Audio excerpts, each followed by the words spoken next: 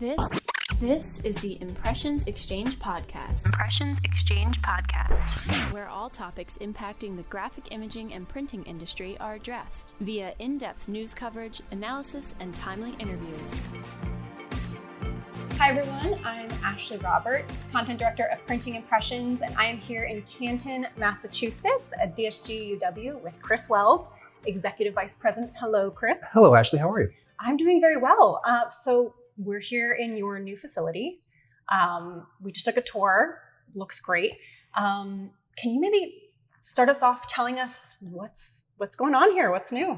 So I guess new old facility, Okay. to a degree, expanded facility. We came together as two companies, DS Graphics, Universal Wild, in December of 2019.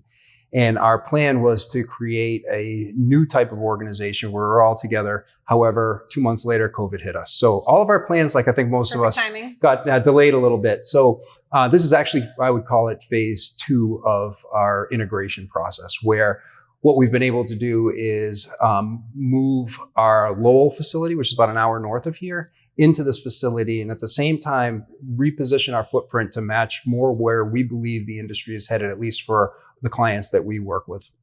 So what was your footprint of the previously versus now? So this facility was primarily a larger run direct mail, both pre-sale and post-sale communications, a lot of security and compliance type print, as well as web offset printing. And Lowell was our sheet fed division. We had fulfillment, promotional products as well, and cut sheet digital up there as well. So bringing it all together has actually helped in a lot of areas where we did have things going back and forth between plants, which was, even though we're about maybe 30 miles away, but it could be between 45 minutes and 4 hours, depending on the Boston traffic. Yeah. And also just from a team standpoint, having everybody together under one roof has been great. And at the same time, we were able to reposition our footprint to really service our customers better, invest in certain areas that we see as growth areas for the business, and reduce other areas that we saw as potentially vulnerable to electronic or just changes in the marketplace. Right. So along with the expansion, you've brought on some new equipment. We have. So maybe we can talk a little bit about that. Sure, absolutely. So pretty significant changes in our cut sheet digital environment, new KM1, new iGen, new Ricoh, new Irides with some inline saddle capabilities. We still have quite a bit of print on demand work, web stores, things of that from the marketing perspective. And just the automation of those presses and the quality, certainly, of things like the KM1 has been stellar. On the offset side, in some ways, we've reduced our footprint with less offset presses than we had in Lowell, but with better technology and newer presses. So we end up with 2 8-color perfecting presses, UV, and one with a cut star roll fed unit on the feed. And part of that is, I see similar to what we saw happening at the onset of digital print, where we all had these DI presses to bridge the gap between cut sheet digital and offset. We're seeing the same thing where there's this market of static work between offset and web offset that really has left a hole in the industry. So by adding that cut star, that roll fed device in the front of the sheet fed press, we get the quality of the sheet fed, but we're also able to expand our quantities a little bit to be a little bit more competitive. And we're seeing run quantities drop, particularly on marketing communications. That's been a trend for a number of years. We've seen it even accelerate after COVID. Mm-hmm. So things are either multi-million pieces or 4 pieces. Right. So trying to align the business that way and and a lot of that has to do with automation and newer technology. Right. So you mentioned one of the pieces of equipment, new iGen. Little unusual. So what made you make that decision? We've had iGens forever, it seems, and the Irides as well. And they've served a really good purpose for us, particularly on the print on demand side of the business. The quality is totally different than it was certainly 10 years ago, where we had to have Indigos and iGens for your different quality levels. I think that's pretty much become much more consistent. And for us, those devices work very well for not only the print on demand business, but some of the on demand book publishing business we have as well. So you also mentioned some of the postal changes. Yes. With customers. So can you maybe talk through, have there been shifts because of, the postal rate increases, or what have you been really seeing there? Yeah, we've seen all customers have to change their strategy, or at least migrate their strategy a bit based on what's happened with the USPS. we went from the 2 times a year increase to having a pretty long period of time. We thought that was great until we saw what the increase was, and we would have been better with having it in the interim. But a big part of our model is working with customers to try to mitigate that, not just from taking advantage of the USPS promotions discounts, which are great. And as I always say, people will do it because of the discount, but they stick with it because a lot of those programs actually do increase their response and get a better yield from their direct mail. But also helping customers to try to be smarter and print less and mail to those people, only those people that have a higher likelihood of responding to it, and really do a better job with list acquisition, do a better job with database, and do a better job with offers and creativity on the direct mail piece and omni-channel and all the things that we've been talking about as an industry for a while. I really see those coming together now. And I think the money drives the decision, just like the discount drives the decision to do a trailing edge shape cut envelope. But the results from the trailing edge shape cut envelope really usually dwarf the savings that you get on the postage side. So one of the things you had mentioned when you were taking us on the tour is that you work with some of your maybe bigger customers, at the start of the year, before the year starts, to look at the different postal promotions and work with them on their campaigns. Can you talk about getting in with the customer early to, help them save money, but also, take advantage of the postal promotions? Sure. So we have it's probably about 8 years, done a webinar series on the USPS campaigns. And I used to do it 3 webinars for each campaign. And we would go through what the campaign is, when it starts, when it finishes, what the discount is, and then bring up case studies of other customers that we've had using it. I realized that when I did 3 of the same webinars, and I do them live because we want to put a quality product out there, we're not going to record it. Everybody signed up for the first one, and it was mostly employees on the second and third one. Right, okay. So I decided to just do one. And then this year we did something a little different. We just did one program at the beginning of the year because it was so different with just the add-ons and everything else. So for us, step 1 is usually in the fall. We take the information that we think is going to get approved and really try to internalize and understand what the program is. And there's been some fairly significant changes over the years, so it's not always the same every year. Then what we do is we build a template to go out to each of our large mailing customers and put a plan together for the year. Figure out when can they start using, say, tactile, sensory, and interactive.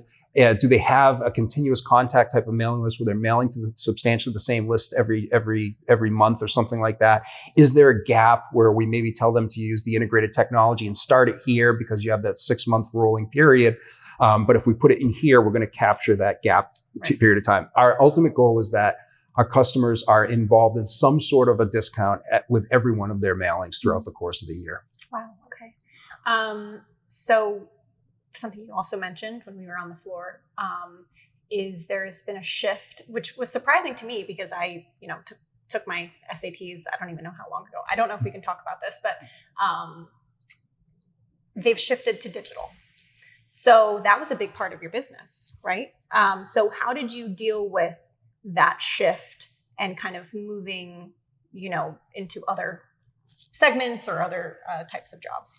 So, we're seeing that with a lot. And I think one of the things that I try to always look at is what is being printed now that shouldn't be printed or doesn't need to be printed. And educational testing is one of those areas where it was just ripe for digitization. And there's a lot of other things that I even see go through our plant now that are also ripe for digitization. I think there are a lot of products that really should be digitized or just eliminated altogether. So we're constantly looking for those things. But that educational testing market is one of those where it certainly got accelerated faster than anybody thought. But I think we all need to look at our business and be realistic with ourselves about what is at risk of going away and what still really works well in terms of ink on paper, and really capitalize on that. And not only just do it because that's what we're in the business of doing, but figure out what other ancillary services we can add around that to help it perform better, particularly on the marketing side or the business acquisition side. Yeah. So speaking of trends, things shifting, what are some of the biggest trends that you've been seeing with your customers, whether it's application type or design, anything that you've really seen that stuck out to you? I think it depends on the market. And I always like to look at things about what is our customer's business. And I think we should all look at that for everybody even on the production floor. I think it helps people feel good about what they're doing if they know what the end use of the piece is. So I always think that that's interesting. We all know the pieces that we produce and you see them out on the street. That's cool. But a lot of the stuff you never see, but there's a purpose to it. So for what I'm seeing is, particularly on the business to business side, we see companies that are selling to businesses. They've accelerated a conversion to electronic, I think, faster than business to consumers. And I think part of it is because it makes sense for them to do that. Since COVID, if you're talking about direct mail, B2B direct mail, a lot of people aren't in their Bs anymore. They're remote. So it's tough to reach people with direct mail. When you go to trade shows, now airlines are charging us for bags. So you don't want to come back with a whole, basket full of collateral anymore. Yeah. Exactly. So there's a lot of things that are just happening in the world that are contributing to this. All of our B2C customers, however, we have seen we've seen customers that are digital first starting to do direct mail. We all know the lifespan of a digital ad, and it's 0.6 seconds, and the overwhelming feeling that we're getting advertised to nonstop. And people understand that and they recognize that. But to actually then take action on it, we're starting to see people do that. We're also seeing, one of the advantages that we have, and I think a lot of people in our industry are struggling with an aging workforce, is we have an internship program. So one of the interesting things I find is we bring in these college interns and they get so excited about the print side of it. Like, for them, that's a more trustworthy vehicle than all the electronic stuff. They're actually a lot better at us than filtering through that junk and actually not responding to certain things. And it probably almost feels novel because you have so much, you're being hit with so many digital. Exactly. I don't know. I can't remember who it was said if print were invented tomorrow, it would be the death of digital. Yeah. You'd be like, okay, all this two-dimensional stuff you're looking at a screen, guess what? Here, you can flip through this, you can smell it. They're like, wow, this is great. I'm never going to look at the screen again. It's just, the order got flipped for us anyways. So we are seeing that trend. And we're seeing even some of the tracking and attribution that we're doing for customers. Those younger generations are responding better to direct mail. I think you figure most of the executives on the marketing side now are Gen X, maybe some boomers still, and some of the older millennials are starting to move in there. And I think we're our own worst enemies, convincing ourselves that it's a digital first world. When you really spend the time, and there's a lot of data to support this, and look at the younger millennials and the Gen Zs and even Gen Alpha coming up, that they're more attracted to that physical touch and feel. And I think there's a huge opportunity there for us as an industry, but for our clients to take advantage of that as well. So I'm going to stay on the opportunity and trends, AI. That's huge right now. We're talking about it. Every event we go to, or every, I feel like a lot of the content that we're reading in the industry and across industries is AI. And I know you're using some AI already. Can you talk about how you're using it and the response? I have a love-hate relationship with AI. Okay, like a lot of people do. So I am not a big fan of generative AI. So part of a presentation I've done at Think and NPF and with customers is what I call the vanillaization of creative, not vanilla iceation, vanillaization, where, generative AI works on history. So there's two things about that. One is that, and I actually looked at in 2023, I looked at the top 15 movies, and 12 of the 15 were remakes or sequels, top box office. Wow. 2024, 14 of 15 were remakes or sequels. I consider the Wicked a remake or a sequel, but 14 of 15. So there's this overwhelming challenge with creativity to begin with. Then you have generative AI come in, and it's only learning from history. So that creates two issues for me. One is that you can start to have a negative impact on creativity. But the other thing is, in our business, if we can't figure out a way to help our customers engage results from direct mail into the AI tools that they're using to recommend future campaigns, it's going to obsolete itself faster than it already has. So we really try to work with customers to make sure that we can do attribution to feed into their systems that they're using that are then going to spit out recommended channels. So generative AI, I think there's a place for it. I think there's some dangers with it. Machine learning AI, on the flip side, I think is a very powerful tool. Not from our industry. I think the manufacturer should pay attention because, predictive failures and things like that. There's huge things they can do from a predictive standpoint with machine learning AI. For us, we're using both in different formats. So our sales approach and our prospecting and our marketing approach, we use a decent amount of generative AI through, ZoomInfo's Copilot and Salesforce's Einstein. They do a really good job at writing emails based on the different market positions you want to have. I find it much better than ChatGPT. As we were joking, somebody that used to write like a second grader is now a Hemingway. You can kind of tell what's happening you can there. Tell, yeah. Nobody used the word savory in a sentence before, a real sentence before ChatGPT came out. But I find that the way, at least those two platforms, which we use pretty regularly, have integrated it. It's very subtle and it's good and it saves time. And it gives a consistent branding message. For our customers, we're working with them utilizing machine learning AI primarily for audience acquisition, doing a first-party data analysis on their customer base, using machine learning to come up with the components that make up the attributes of their customer base that really is what define them. And I think we have to get out of the human analytics that we do, where we always think that because we're in the mattress business, we should be looking at people that just bought houses. That is only one driving criteria. And if you use machine learning, where there's great machine learning databases that have unbelievable amounts of information about all the consumers in the US, and if you apply that to the first party data, you can really start to build much more intelligent models for acquisition, for lead acquisition or prospect acquisition to find lookalike audiences, but also to analyze people that have left your company and then look at your existing customers to build loyalty programs for those that look like those who have left, or to find people that have come back and then build programs for win back that look like those people that came back and why they came back. So I think and we're doing that with customers now. The other thing using machine learning AI is once you start to get into that, you actually end up reducing the amount of people that you're mailing to. So you'd think, well, that's cannibalistic for our industry.